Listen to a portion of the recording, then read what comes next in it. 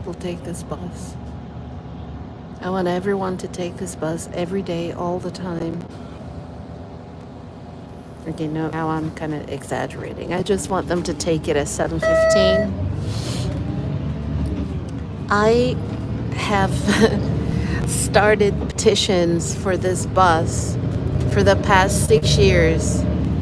I have begged Atebea for this bus.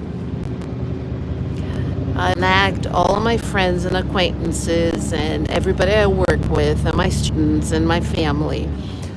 My mom, may she rest in peace, she sent this petition to all her friends on Facebook, and she had a lot of Facebooks. My mom had like 5 cell phones, and each cell phone had a different Facebook account, and she sent that petition to everybody on every single account, and she talked to her friends, and everyone in our family signed the petition. All my favorite co-workers signed the petition. The students who cared about me signed the petition. My daughter signed the petition, and some of her friends signed. The community in Selbu, including the mayor, signed the petition. So here I am on the bus that left this morning at 7:15. And I wish my mom were alive for me to be on a face call with her and say, look at me, I'm on the bus. I'm going to work. Happiness and success have completely different definitions for different people. And I'm going to say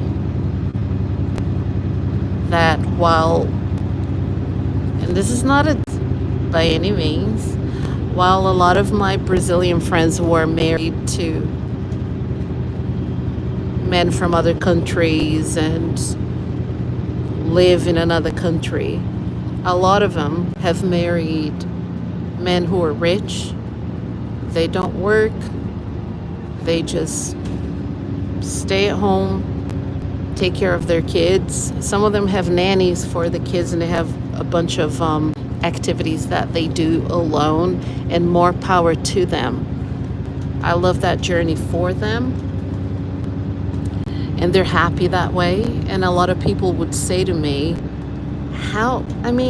why would you go to Norway to have a life that's less comfortable than the life you had in Brazil? You had a car in Brazil, you lived in a posh neighborhood near the beach, the heat, that place is super hot. Why would you go to Norway to freeze your butt off, ride the bus, walk in the rain and in the snow to get to work? What are you doing? Well, I married for love, not for money. And I'm not saying that everybody that marries a rich guy married, all right? I'm not saying that. Some people are just fortunate. Lives is also rich. Now, I fell in love with a man who was not rich. And we got married in 1997. And the rest is history, right? And now I'm here. I welcome everybody to click on my name and look at the actual channel so that you'll know what I do. I am now developing a project called Authentic Listening Experiences for EFL students. And I encourage you to open the channel and look at the channel. Look at the About section, right? Look at the About section. Look at all the videos that I post. and you will know where I'm from, where I am, and you might even know where I'm going. Who knows? I might want to share that. So I want to. Oh my God, I fought for this buzz for so many years. It's a dream come true. And people are like, what? You broke ass bitch. What are you doing? Why wouldn't you, if you're going to wish for something, why wouldn't you wish for a car? And yeah, I just want to be happy. So click on my name, click on the about section and find things out because I'm talking a lot. This is a broadcast being brought to you live. This is a live broadcast being brought to you live. That's so redundant. Anyway, so I'm so happy to be on this bus. I fought for it. So in my family, my mother-in-law signed it, my daughter, my mom, my brother, everyone that I knew signed the petition. And now I'm sitting on the bus. It's I can't believe it's happening. So now I get to start teaching at 8:30 like all the other teachers, instead of having to wait and start at 10:30. I teach English and Spanish.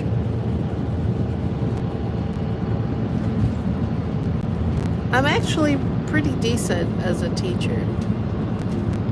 This is my 35th year as a teacher. In Australia and in Brazil, I was a professor.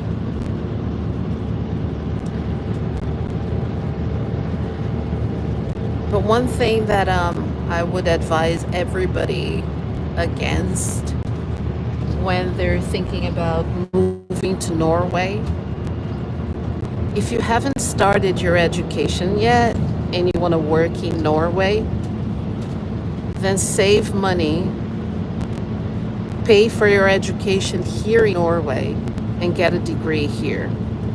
Because if you get your degree somewhere else, especially if it's in South America, some countries in Asia and Africa, you are going to have a lot of difficulties. The system, and I know a lot of people don't like it when I say that,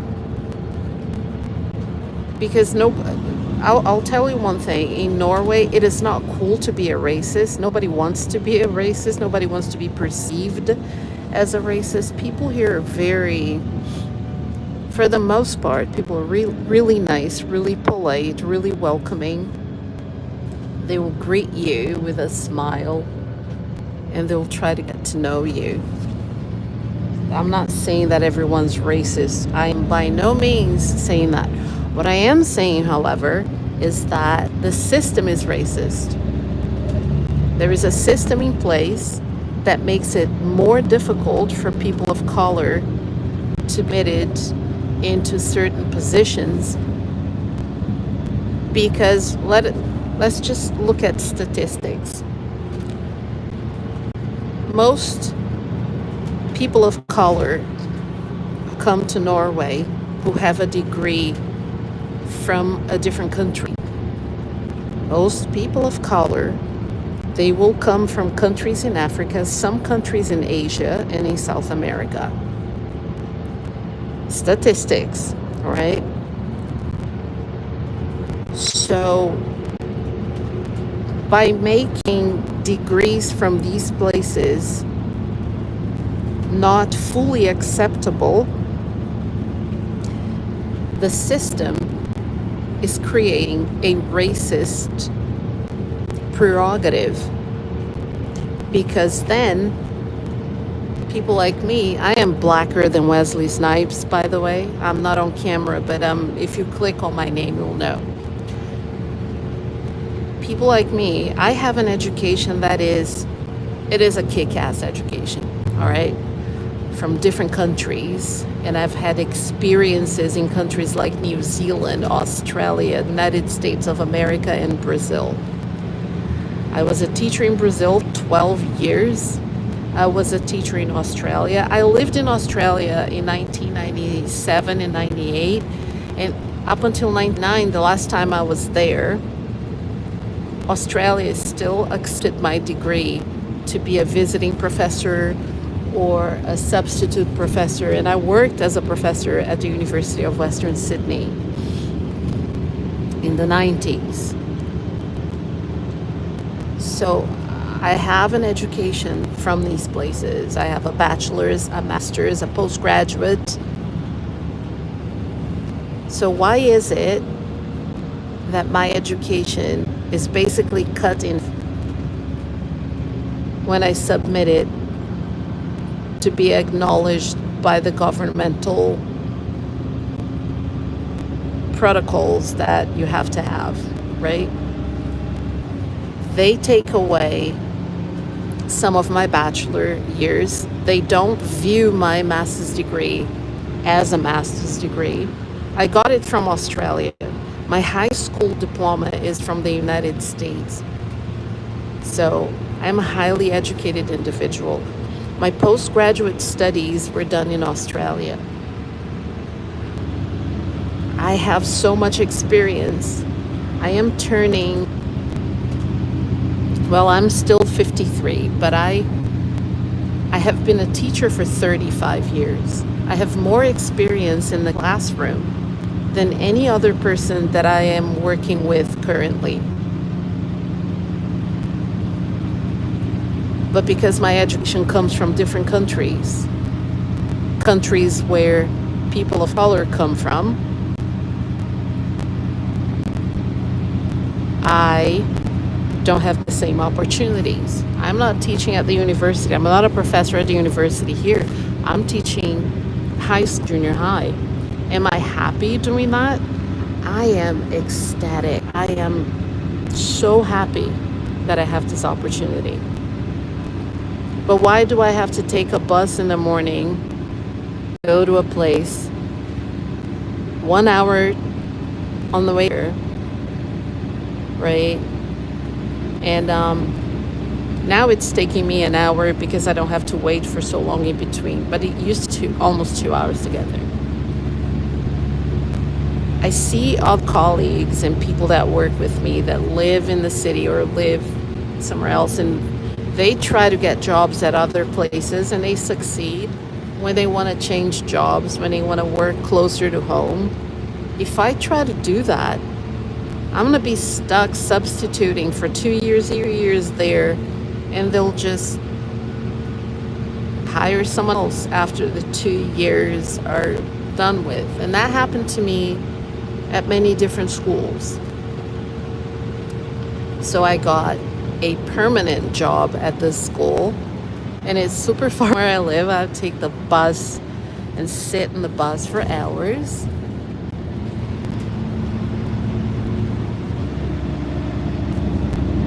But I'm sticking to it, because if I try to get another job, it's probably going to take me another 17 years to get a permanent job. And I don't have 17 years in me to live here and try to get another job and be rejected and be discriminated against. So I found a job, so I'm sticking to it, and I'm going to do my very best. The hills are alive in the sound of music. And no one's ever going to get that reference unless you're a fan like I am. I really wish I had gone to the bathroom at the station, but I figured, nah, I'm just going to wait. It's a long commute. Very long commute. Anyway, if you follow the channel, go ahead and look at what I have in the channel so you get to know me better and what I do. thank you so much for coming in this morning. I might do this for like 20 minutes a day, every day. See if I can get a captive audience. That ain't ever gonna happen, is it?